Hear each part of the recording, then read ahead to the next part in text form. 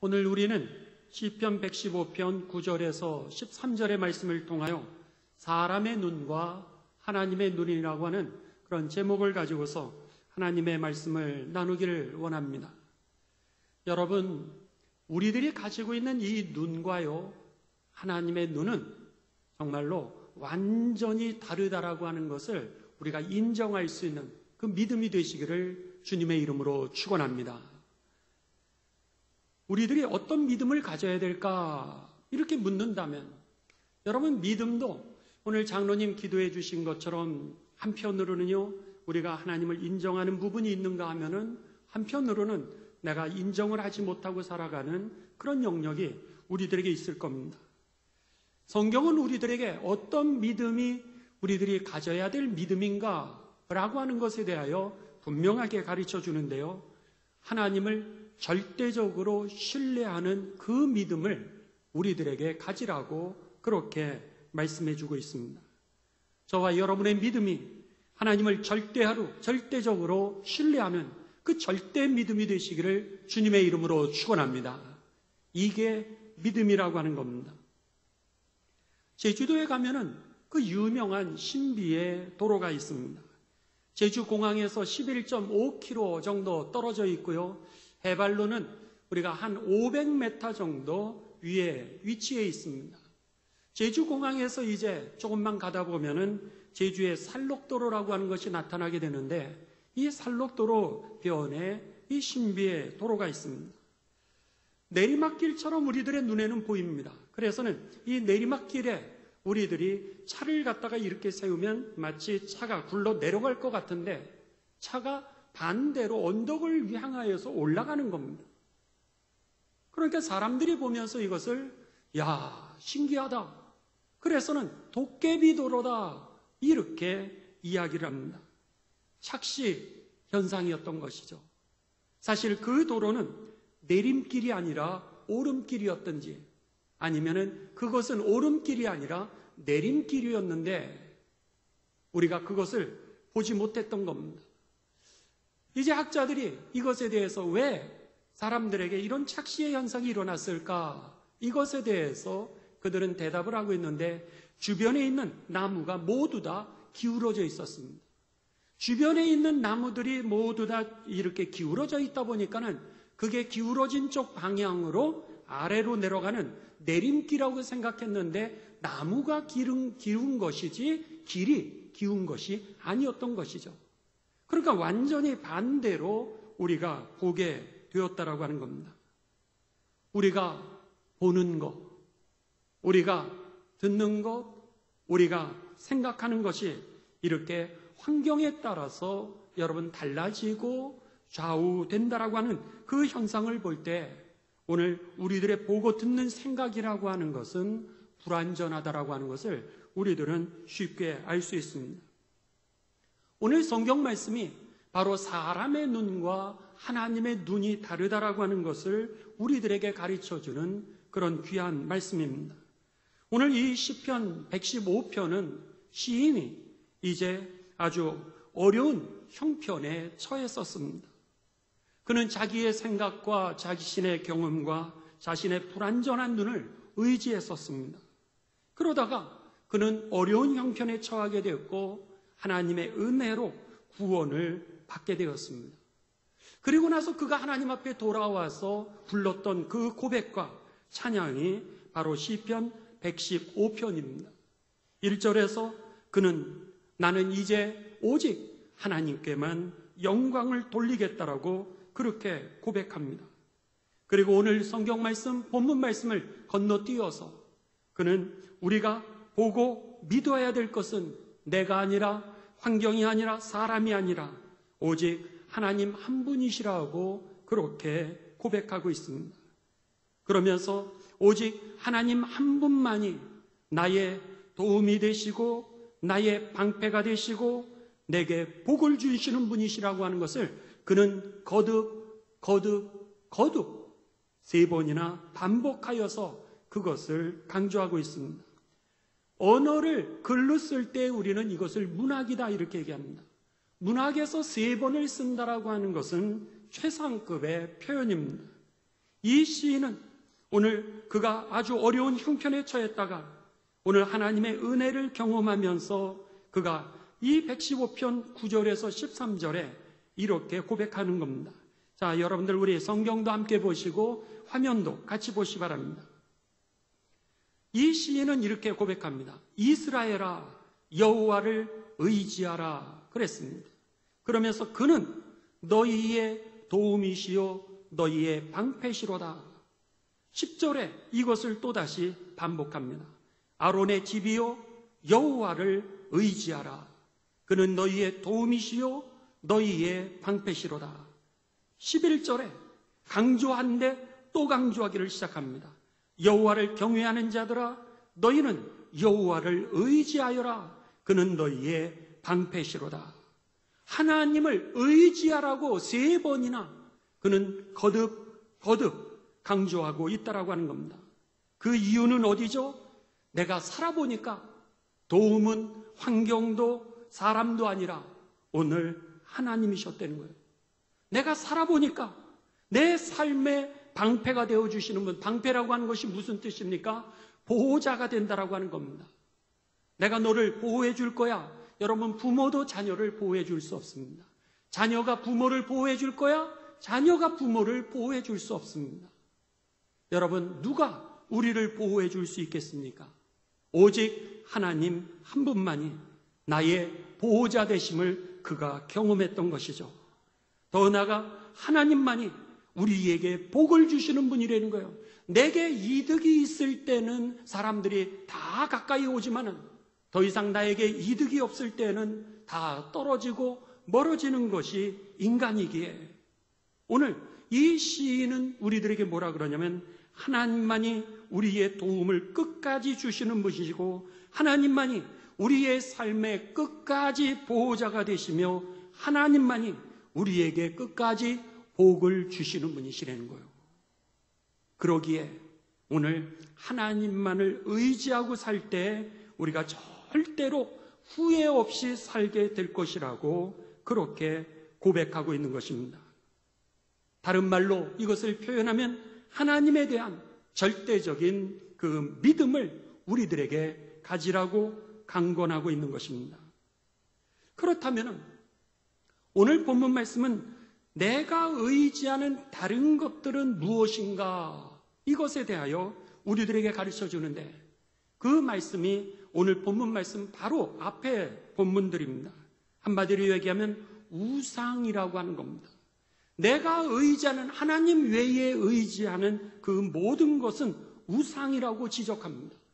그 우상이라고 하는 단어는 우리가 쉽게 얘기하면 죽어있는 존재다 이런 표현이죠. 그래서 사람이 그것을 만들었다 그래서 man-made God 이렇게 표현합니다. 그러니까 사람이 나무를 통하여서 돌을 깎는다든지 나무를 깎는다든지 아니면 내가 다른 것들을 의지할 때 그것은 man-made God, 그것은 살아있는 존재가 아니라 죽은 존재이기 때문에 결국 어떻게 되느냐, 도움도 받지 못하고 보호도 받지 못하고 그리고 복도 받지 못하게 된다고 하는 겁니다. 시인이 이것을 그가 경험했던 거예요. 오늘 본문 말씀 바로 앞절입니다. 시편 115편 5절에서 8절입니다. 우리 다 같이 한 목소리로 봉독하십니다. 시작. 입이 있어도 말하지 못하며 눈이 있어도 보지 못하며 귀가 있어도 듣지 못하며 코가 있어도 냄새 맡지 못하며 손이 있어도 만지지 못하며 발이 있어도 걷지 못하며 목구멍이 있어도 작은 소리조차 내지 못하느니라. 우상들을 만드는 자들과 그것을 의지하는 자들이 다 그와 같으리로다. 아멘. 결국 우상을 의지하게 되었을 때 어떻게 되느냐? 어떤 도움도 받지 못하는 정도가 아니라 망하게 되고 방패, 하나님이 나를 보호하신다라고 하는 겁니다. 방패도 되지 못하면서 그것들로 인하여서 내가 패하게 되고 그리고 복도 주지 못하면서 나로 하여금 불행하는 대로 이끄는 것이 바로 이 우상이라고 하는 것입니다. 그래서 이 시인은 뭐라 그래요? 결국 이 우상을 섬길 때 내 인생은 눈물로 후회하는 인생이 될 것이라고 그렇게 경고하고 있는 것이 오늘 본문 말씀이었던 겁니다. 이것은 그냥 남 얘기를 하는 게 아니라 시인의 삶에서 절절히 흘러나오는 그런 인생의 고백이었던 것이죠. 사실 이것은 시편 115편 이 기자의 고백만은 아닙니다. 사실은 예언자들이 수없이 이 말씀을 우리들에게 가르쳐 주었습니다. 특별히 에스겔 선지자는 그가 에스겔서 29장에서 그런 이스라엘 백성들에게 이 시인과 같은 그 고백을 그가 하게 됩니다. 여러분 성경에 보면은요, 바벨론이라고 하는 나라도 많이 나오지만 애굽, 이집트라고 하는 나라가 얼마나 많이 나오는지 모릅니다. 그 이유는 이 이스라엘 조그마한 나라의 백성들에게 이집트라고 하는 나라는 선망의 대상이었기 때문입니다. 이집트는 큰 나라입니다. 그리고 풍요로운 나라였습니다. 그 이유는 그 위로부터 이제 나일강이라고 하는 큰 강줄기가 이 이집트로 흘러오기 때문입니다. 이 나일강은 6,690km에 달하는 그런 긴 강입니다. 그래서 아프리카의 적도로부터 시작을 해가지고 아프리카 그리고 여러 다른 나라를 지나서 이집트를 거쳐서 이제 지중해로 흘러가는 큰 6,690km에 달하는 긴 강입니다. 이 긴 강이 이렇게 몰려 내려오면서 이집트를 지나가고 이집트에서는 삼각주라고 하는 것을 형성하게 됩니다. 그 삼각주의 지역은 결국 자연스럽게 가뭄이 와도요 흔들림 없이 그 땅은 이미 강이 옆에 있기 때문에 그 땅은 늘 비옥했습니다. 그래서는 풍성한 농산물을 그들은 가뭄 속에서도 거둘 수가 있었습니다. 그래서 우리가 창세기를 보게 되면은 이제 야곱의 가족들이 가뭄을 만나게 되었을 때 어디로 가게 되나요? 이집트로 그들이 식량을 얻으러 가게 되죠. 왜 이집트도 여러분 가뭄이 없었겠습니까? 그 요셉이 꿈을 해몽했을 때 그 왕의 뭐라 그랬어요?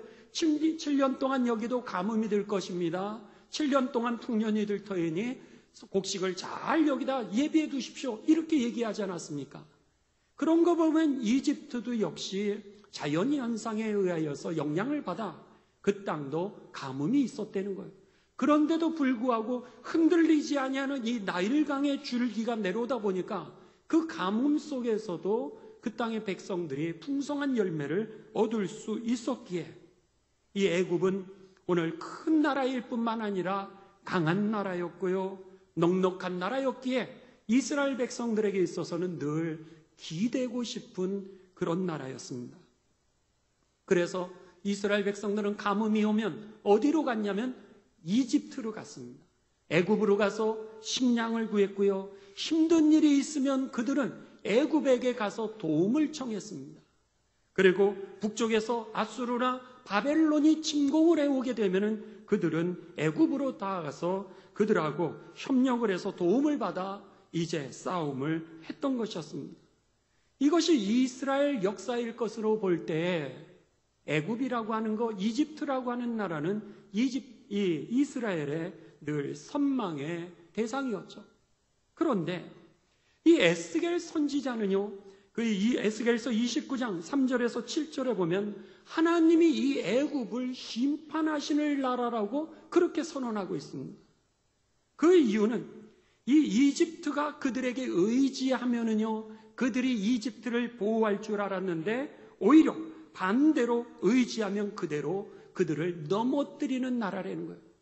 도와주는 척하면서 그것이 아니라 그들을 넘어뜨리는 나라이기 때문에 이 에스겔 선지자는 이 애굽이라고 하는 이집트 나라를 뭐라고 표현하면 갈대로 만든 지팡이라는 거예요.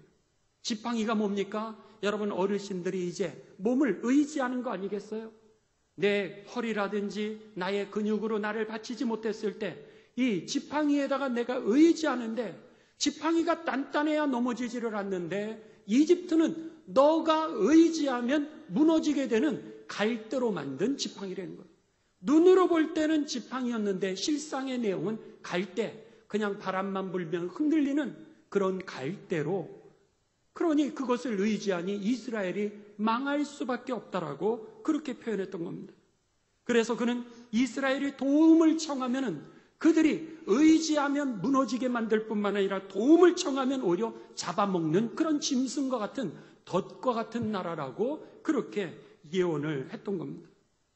이집트가 그러했기에 하나님 앞에 가증하고 교만하고 하나님을 적대시하는 원수 마귀였고 하나님의 백성들을 망하게 하는 우상이었기 때문에 오늘 하나님은 이 에스겔 선지자를 통하여 이 이집트를 멸망시킬 거라고 그렇게 예언을 했던 겁니다. 그런데 문제는 이스라엘 백성들은 이 이집트가 어떤 나라인지를 알지 못했다라고 하는 거예요. 그러니까는 뭐가 부족하기만 하면 거기 가서 의지하고 위협을 받게 하면 그 사람에게 도움을 청했는데 반대로 그들에게 잡혀 먹었던 것입니다. 에스겔서 29장 3절에서 7절입니다. 여러분 우리 함께 다 같이 봉독하실 텐데요. 쉬운 성경으로 여러분 같이 읽도록 하겠습니다. 함께 봉독하십니다. 너는 전하여라. 이집트 왕 파라오야, 내가 너를 치겠다. 너는 강을 기어다니는 커다란 괴물이다. 네가 말하기를 나일 강은 내 것이다. 내가 나를 위해 나일 강을 만들었다라고 한다. 그러나 내가 갈고리로 내 아가미를 꿰고 강의 물고기를 내 비늘에 붙게 할 것이다. 내 비늘에 붙은 모든 물고기와 함께 내가 너를 강에서 끌어낼 것이다. 내가 너뿐만 아니라 강의 모든 물고기들을 사막에 내버려 둘 것이다. 네가 들판에 내던져질 것이니 아무도 너를 거두거나 죽지 않을 것이다. 내가 너를 들짐승들과 하늘의 새들에게 먹이로 줄 것이다. 그때 이집트에 사는 모든 사람들이 내가 여호와라는 것을 알게 될 것이다. 너 이집트는 이스라엘 백성에게 뭐라고요? 갈대 지팡이일 뿐이었다. 이스라엘 백성이 손으로 너를 붙잡으면 너는 갈라지면서 그들의 어깨를 찢었고 그들이 네게 기대면 너는 부러지면서 그들의 등에 통증을 가져다 주었다. 이스라엘 백성들이 그렇게 의지했던 나라, 하나님보다 더 기대고 싶었던 그 애굽은 실상은 악의 총체였음을 이 에스겔 선지자는 그렇게 그들에게 선언했던 겁니다. 하나님의 심판의 대상이었지만은 이스라엘 백성들은 그것을 볼 수 없었고 그리고 그들은 깨닫지 못하였기에 결국 믿어서는 안 될 그 나라를 믿고 의지하다가 그리고 그것을 바라다가 결국은 함께 무너지고 말았다라고 하는 겁니다. 이스라엘은 결국 주전 587년에 나라가 망하게 됩니다. 망한 이후에 1948년 대한민국이 해방되는 그 해까지 2500년 동안 나라를 송두리째 잃게 되어지죠. 이것이 바로 이스라엘의 역사였던 겁니다. 오늘 이 에스겔 선지자가 그 예언했던 내용과 시편 115편의 그 기자가 이 시인이 고백했던 것과 똑같다라고 하는 겁니다. 그 내용의 결론은 뭐였던 거요? 오늘 우리들의 눈을 믿고 살지 말라는 거예요.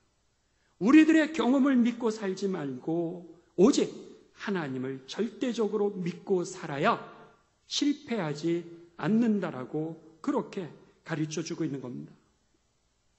여러분 오늘 이 특별 찬양 박경화 권사님이 얼마나 은혜스럽게 그 찬양을 해주셨는지 모릅니다. 진선미 씨의 작사 작곡입니다. 그 찬양을 들으시면서 여러분 가사를 얼마나 눈여겨보셨는지 모르겠습니다. 한번 가사를 한번 보시도록 하겠습니다. 이 가사의 내용은 이렇습니다. 이제야 돌아봅니다. 제목이 이제야 돌아봅니다. 내 삶이 먼저였는지 주님이 먼저였는지 이제야 내 뒤를 돌아봅니다. 내 욕심만 채우려 주 십자가의 보혈을 잊고 살았는지 헛되고 헛된 자랑에 주의 영광을 가리웠는지 이제야 내 뒤를 돌아봅니다. 나의 욕심과 교만이 찬란한 주의 영광을 가리고 살았는지 이제야 주의 탄식 소리가 들리고 이제야 주의 얼굴에 눈물이 보이니 어리석고 어리석은 죄인을 주여 용서하여 주소서. 나의 모든 지식과 자랑은 주 십자가 뒤에 숨겨두고 주님만, 내 주님만 나타내기를 간절히 원합니다. 나의 모든 지식과 자랑은 주 십자가 뒤에 숨겨두고 주님만 나타내기를 간절히 원합니다. 간절히 원합니다. 이 찬양의 가사를 여러분 자세히 우리가 묵상을 해보면 이 찬양의 시인은요, 돌아보니 내 삶, 후회스러운 삶밖에 아니었다라고 하는 그런 고백이고, 그리고 회개한다라고 하는 그런 고백이었던 겁니다. 왜죠? 주님보다 내 삶이 먼저였다는 거예요. 돌아보니 주님보다 내 삶이 먼저였기에 내가 주님을 잊고 살았고 주님의 영광을 가리고 살았다고. 늦었지만, 이 얘기는 뭐예요? 늦었지만 이제라도 주님만 나타내기를 간절히 소원한다라고 그가 울면서 하는 찬양이 이 찬양이 아닌가, 저는 그렇게 느꼈습니다. 경영대학에서요, 여러분 경영학을 가르칠 때 옛날에는 그 성공한 기업들을 연구를 해와서 성공한 기업들의 그 내용을 이제 자세히 그 연구를 통해서 그것을 발전시켜오는 그런 과목을 가르쳤다고 합니다. 그런데 최근에는 이 경영대학에서 성공학을 가르치는 방법이 달라졌습니다.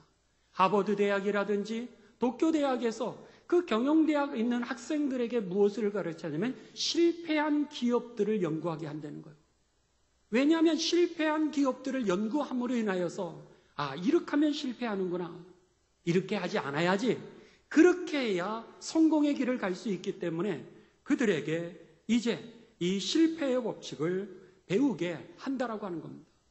성공을 하게 하기 위하여 실패의 그 경영 철학을 배우는 거, 경영 방법을 배우는 거, 마찬가지라고 하는 겁니다. 우리도 인생에 있어서, 신앙생활에 있어서 아주 중요한 영적인 법칙을 하나 발견하게 되는데요.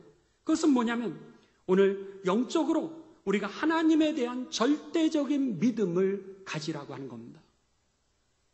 우리가 한켠으로 믿고 한켠으로 믿지 않았을 때 우리들은 그 우상이 커지게 된다라고 하는 겁니다.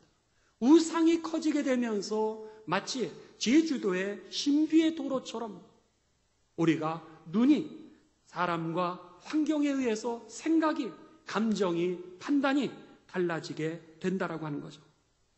그러기에 오늘 우리들은 인생 성공의 영적 법칙이 있는데 그것은 뭐냐면 영적으로 하나님에 대한 절대적인 믿음을 가지라고 하는 것. 그리고 우리가 하나님의 때를 내가 앞서지 말라고 하는 것입니다. 사람의 뜻, 사람의 생각이 하나님을 앞지르지 않는 것입니다.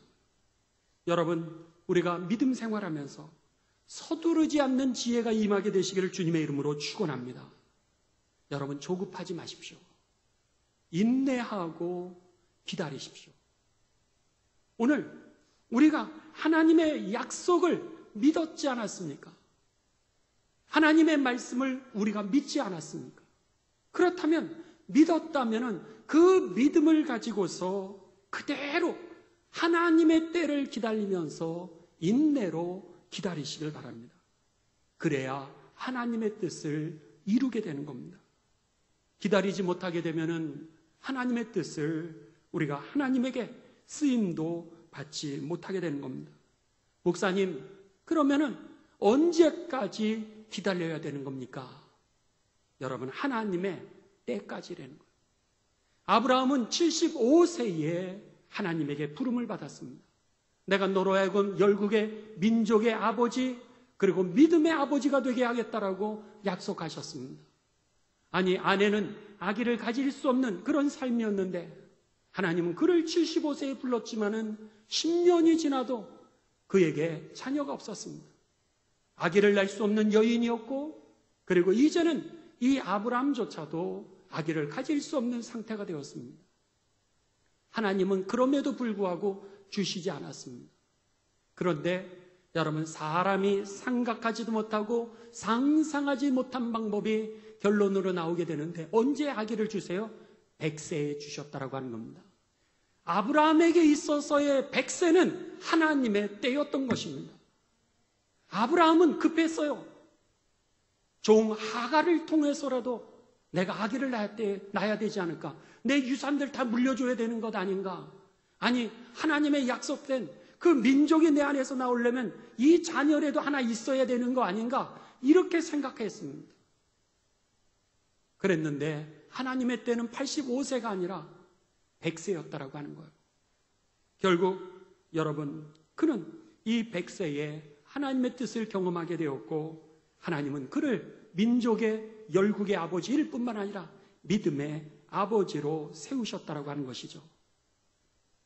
이 아브라함의 사건을 예언자였던 이사야는 이렇게 선포합니다.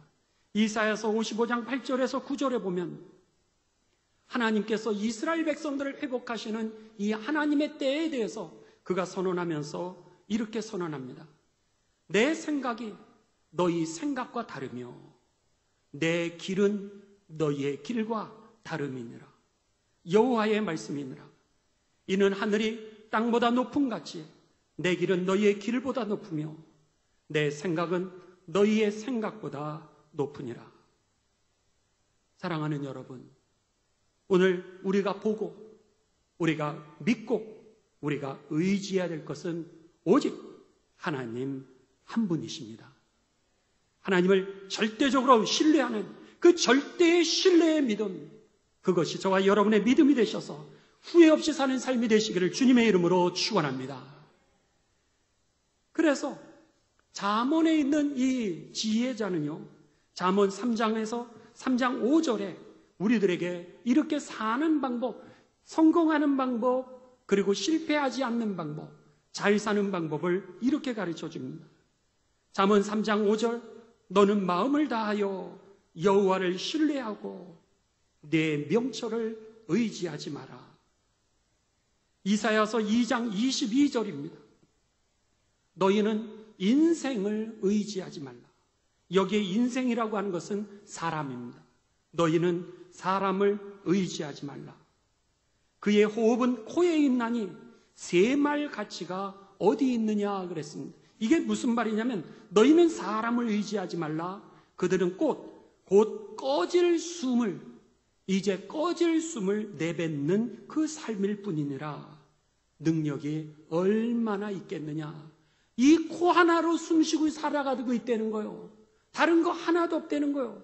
인생이라고 하는 것이 오늘 이 코 하나에서 나오는 이 숨 하나로 살아가는데 이 숨을 갖다가 그냥 조금만 막고 있으면 죽어버리는 것이 인생이라는 거예요. 그런데 마치 우리들의 인생이 능력이 있는 것처럼 내 인생을 믿고 살면은, 그리고 다른 사람의 인생을 사람을 의지하고 살면은 오늘 아무것도 남지 않을 뿐만 아니라 후회하며 산다라고 하는 그런 말씀입니다. 여러분, 이 얘기를 다시 풀어서 얘기한다면 사람만 의지하는 것이 아니라 돈도 마찬가지입니다. 돈이라고 하는 거, 명예라고 하는 거, 여러분의 건강도 의지할 것이 못 된다라고 하는 겁니다.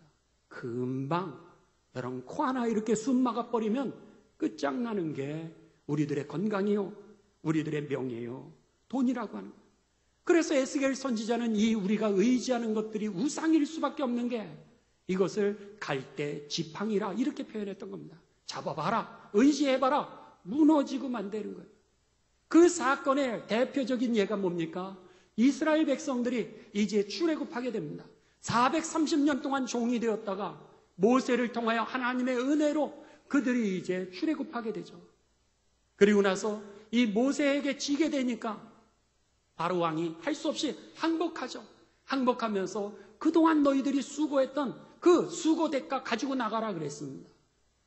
이들이 노예로 살다가 가지고 있던, 이제 주인이 가지고 있던 금폐물들 뺏었어요. 그리고 그들도 먹고 살아야 되니까 소나 양이나 다 뺏지 않았겠어요? 그것을 들고 가야 되니까 마치 전쟁에서 우리가 여러분 피난 올 때 어떻게 해서든지 쌀이라도 한 털이라도 더 가져가려고 그러지 않았겠습니까? 애굽에서 그들이 나올 때 어떻게 해서든지 갖고 가는 거예요. 그랬는데 무슨 일이 생겼습니까? 그거가 있으면 그들이 잘 살 거라고 생각했습니다. 그런데 뒤에서 이 바로왕의 마음이 돌아섰어요. 노예들을 풀어주고 나니까 그 마음이 화가 났습니다. 그래가지고는 쫓아가서 이놈들을 다시 잡거나 아니면 이들을 내가 죽이겠다. 이래서는 군대를 풀었어요. 자, 여러분 어떻게 됐습니까? 내가 가지고 있던 양, 내가 가지고 있던 염소, 여러분 그들이 내가 원하는 만큼 따라옵니까? 따라오질 못하는 거예요. 그들이 오히려 짐이 되어서 잡혀 죽일 뻔하게 되는 도구가 되었다라고 하는 겁니다. 그러니까 나중에 어떻게 돼요? 여러분 그 양과 염소를 버릴 수밖에 없는 겁니다. 그들이 내가 의지해서 나를 살려줄 거라고 생각했는데 그것 때문에 내가 잡혀 죽게 되는 것이 인생이라고 하는 거죠. 내 우상이 그렇다라고 하는 겁니다. 우상을 붙잡고 나니까 이것이 정말로 단단한 지팡이인 줄 알았는데 갈대였던 거예요. 그것 때문에 망하는 거예요. 돈 때문에 망했던 겁니다. 그럼 양과 염소, 쌀 다 내버렸어요. 일단 살아야 되니까. 그래서는 어떻게 해서든지 바로의 그 군대를 피해가지고 도망가는데 이들이 이제 홍해까지 건넜습니다. 그러고 나서 만나와 메추라기로 하루하루를 잘 살았어요. 근데 그들의 손에 가지고 있었던 그나마라도 마지막까지 가지고 있었던 게 뭡니까? 금붙이 아니겠어요? 금붙이. 근데 그들이 시내산에 도착했을 때 그들이 가지고 있었던 금붙이가 뭐로 변합니까? 여러분, 우상, 금송아지를 만들게 되죠. 그 금송아지를 만들어서 거기에 하나님의 은혜를 잃어버리게 되고 그리고 나서 하나님을 이제 대신해서 금송아지에다가 절을 하는 우상을 만들게 됩니다. 하나님이 어떻게 하세요? 깨트려버리고 그들을 심판하시죠. 그들이 그렇게 의지했던 마지막 보루라고 생각했던 이 금붙이조차도 결국 그들에게 우상이 되고 말았고 그들을 죽이게 하는, 멸망하게 하는 그런 도구가 되고 말았다라고 하는 겁니다. 그래서 여러분, 이 시인의 시편 115편에 그 시인과 더불어서 시편 23편 4절에 다윗이 자신의 인생을 돌아보면서 그가 이렇게 고백하지 않습니까? 시편 23편 4절 세 번역으로 여러분들에게 여러분 같이 우리 봉독합니다. 시작. 내가 비록 죽음의 그늘 골짜기로 다닐지라도 주님께서 나와 함께 계시고 주님의 막대기와 지팡이로 나를 보살펴 주시니 내게는 두려움이 없습니다. 지금 다윗은요, 죽음의 그늘의 골짜기에 있는 거예요. 죽음만이 아니라 섀도우, 그러니까 그늘이 death of shadow라고 그럽니다. 그러니까는 우리가 오늘 우리들의 삶에 죽음의 그늘, 죽음만이 오는 것이 아니라 내 삶 자체가 지금 그늘에 있는 거예요. 그러니 얼마나 두렵겠습니까? 그랬는데 그는 비록 내가 죽음의 그늘의 골짜기로 다닐지라도 주님이 함께 계시니.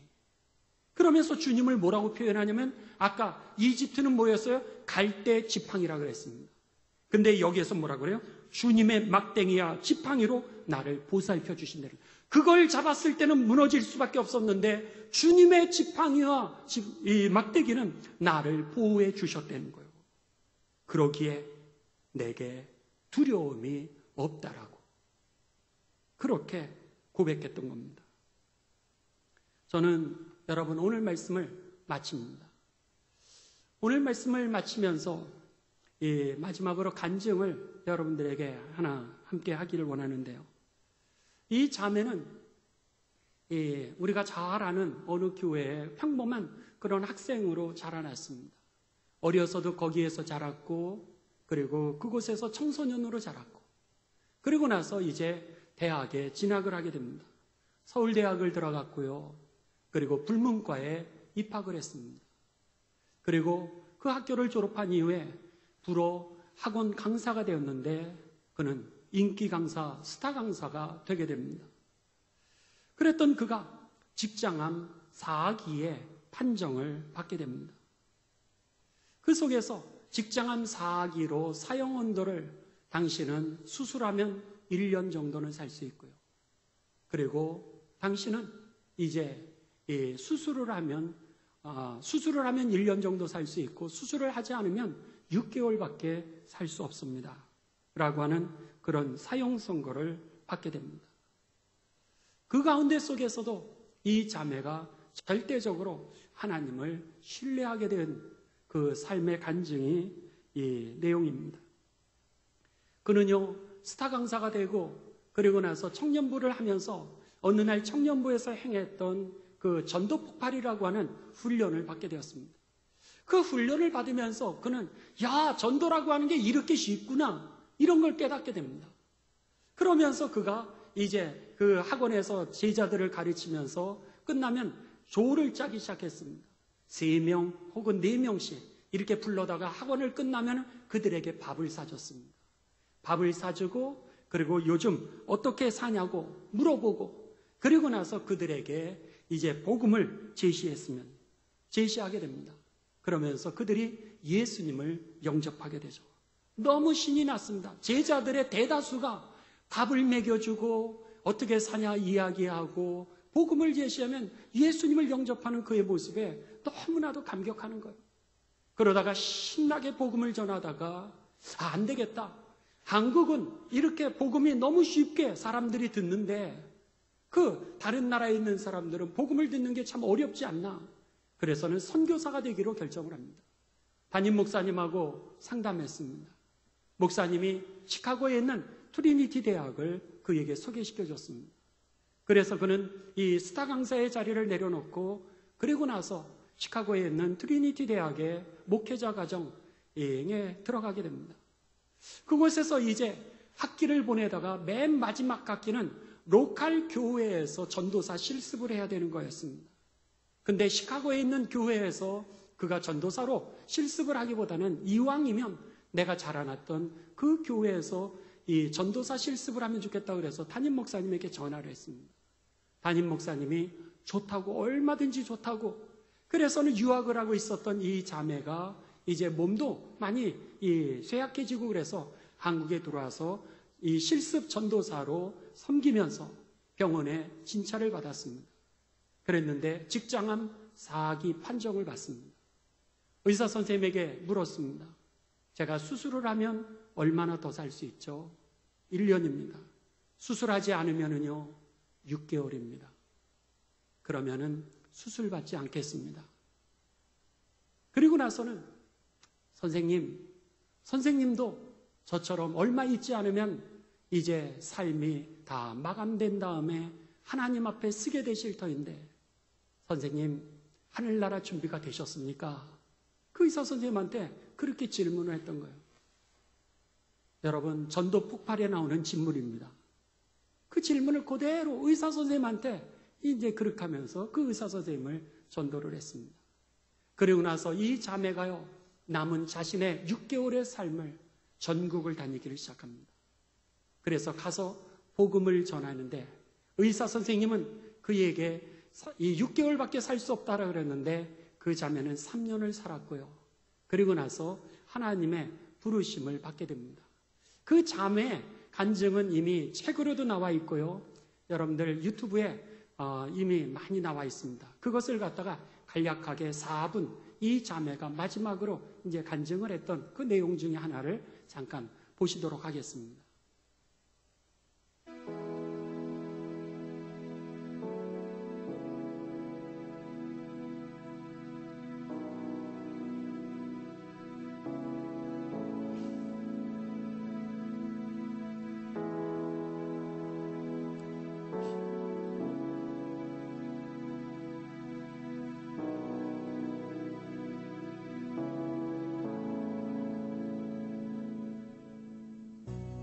많은 분들이 하나님을 원망하냐고 했지만 저는 단 한 번도 하나님을 원망하지 않았습니다.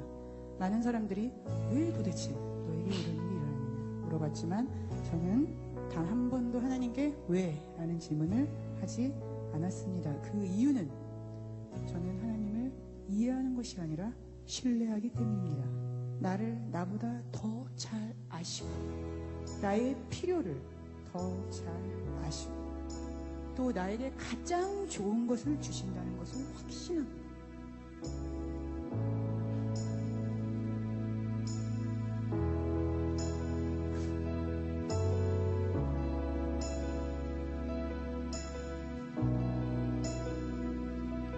저는 이 고통의 시간을 통해서 복음의 놀라운 능력을 깨달은 것이 저에게 큰 축복이었습니다.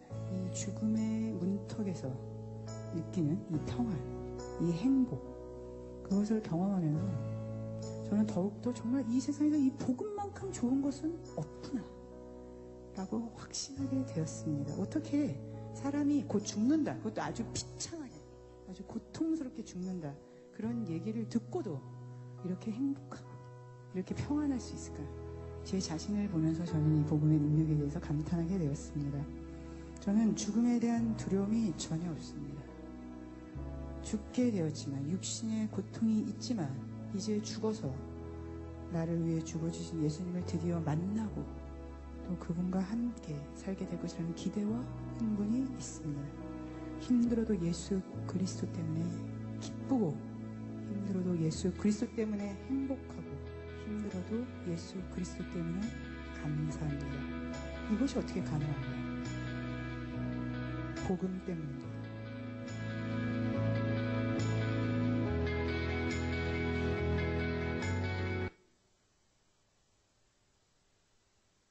이 자매의 이름은 여러분 유석영이라고 하는 자매고요. 이 자매의 간증을 기록한 책은 당신은 하나님을 오해하고 있습니다 라고 하는 책으로 1년간 크리스찬 코너에서 베스트셀러가 되었던 그 책 중에 하나입니다. 그는 이제 그가 하나님 앞에 서는 시간이 다가왔을 때 이렇게 고백했다고 합니다. 30년간 해야 될 일 3년간 다 했어요. 이제는 그동안 했던 거 예수님한테 빨리 보고하고 싶다고. 너무너무 기쁘고 감사하다고. 그러면서 후회 없이 살았다라고 그렇게 고백을 했습니다. 스타 강사, 서울대, 그리고 짧은 인생, 모두 다가 아쉬워할 수 있는 그런 인생이요. 정말 어떻게 저렇게 살았을까? 그렇게 생각을 했지만 그 자매에게 다가온 죽음도 그의 평안의 문제, 행복의 문제, 감사의 문제, 기쁨의 문제 흔들 수가 없었고요. 그랬던 그 자매가 어느 청년부에게 이 초청을 받아서 그 집회를 하고 나면은 청년들이 죽게 돌아왔고요. 교회학교 선생님들에게 그 간증을 했을 때 교회학교 선생님들이 죽게 돌아왔다는 거예요. 이게 바로 절대 믿음이라고 하는 겁니다. 하나님에 대한 이 절대적인 믿음, 죽음 앞에서조차도 우리들이 이 믿음 가지고 있었을 때 죽음조차도 막을 수 없는 그런 후회스럽지 않은 삶이 바로 우리들의 삶이 될 것입니다. 마지막으로 이 유석경 자매가 목사님에게 이제 이렇게 부탁을 했다고 합니다. 한 달 전에 담임 목사님이 신방을 하셨을 때 목사님 염려하지 마세요. 걱정하지 마세요. 그러면서 제가 장례식 할 때 저를 위해서 찬송가 314장 내 구주 예수를 더욱 사랑 엎드려 비는 말 이것일세 내 진정 소원이 내 구주 예수를 더욱 사랑. 3절은 이런 가사입니다. 이 세상 떠날 때 찬양하고 숨질 때 하는 말 이것일세 다만 내 비는 말 내 구주 예수를 더욱 사랑 더욱 사랑. 여러분 하나님을 절대 신뢰하는 믿음 속에서 후회 없이 사시고 또 죽음조차도 감당할 수 없는 하나님의 역사가 되시기를 주님의 이름으로 축원합니다.